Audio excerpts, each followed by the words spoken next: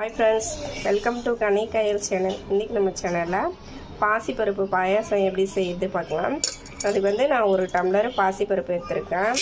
இதை நல்லா 2-3 time wash பண்ணி குக்கர்ல ஒரு 2 விசில் விட்டு எடுத்துக்கலாம்.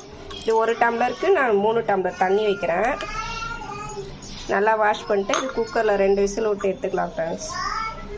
நான் 2 விசில் விட்டு எடுத்துட்டேன். பருப்பு வந்து நல்லா இங்க பாருங்க குழையது ஆயிடுச்சு. இருந்தாலும் நான் இந்த மேஷர் வச்சு இந்த மாதிரி நல்லா மசிச்சு விட்டுக்கிறேன். இப்போ பாருங்க இது எந்த அளவுக்கு மசிஞ்சிச்சு. இதில் கொஞ்சம் தண்ணி ஆட் பண்ணியிருக்கேன். நான் தேவையான தண்ணி ஆட் பண்ணியிருக்கேன்.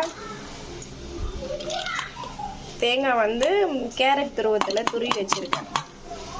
அதை சேர்த்துக்கலாம். தேங்காய் சேர்த்து நல்லா கலந்து விட்டுட்டு நம்ம பாயாசத்துக்கு தேவையான வெல்லம் இதை கூட ஆட் பண்ணிக்கிறோம். தேவையான அளவு ஆட் பண்ணி நம்ம இப்போ வந்து கேஸில் வச்சு ஒரு கொதி விடணும். தேங்காய் இந்த வெல்லம் இது எல்லாமே ஒன்றா மிக்ஸ் ஆகி நம்மளுக்கு கரெக்டாக வரும். இப்போ வந்து இதை நல்லா கலந்து விட்டுக்கிறேன். கலந்து விட்டுட்டு நம்ம கேஸில் வச்சு நல்லா ஒரு கொதி வந்தோடனே ஆஃப் பண்ணலாம். இப்போ கேஸில் வச்சுட்டு நான் டீ வந்து சிம்மில் வச்சுருக்கேன். சிம்மிலே வச்சு இந்த மாதிரி நம்ம கலரி விட்டு ஒரு கொதி வந்தோடனே ஆஃப் பண்ணிடலாம். அப்புறம் தனியாக வந்து முந்திரி வறுத்து சேர்த்துக்கலாம். இந்த வெல்லம் இந்த தேங்காய்லாம் ஒரு கொதி ஹீட்டில் இருந்துச்சுன்னா கசப்பு இல்லாத இருக்கும். இப்போ வெல்லம் நல்லா கரைஞ்சி ஒரு கொதி வந்துச்சு. இந்த ஸ்டேஜில் நம்ம இறக்கி வச்சுட்டு முந்திரி வறுத்துக்கலாம். இப்போது நான் வந்து இது நெய்யில் வறுக்கல, கோல்டு வின்னர் எண்ணெயிலே தான் வறுத்தேன். நெய் இருந்தால் நெய்யில் வறுத்துக்கலாம்.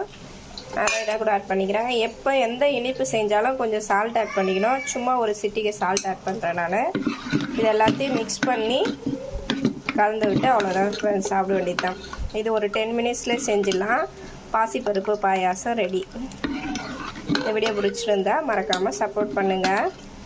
தேங்க்யூ.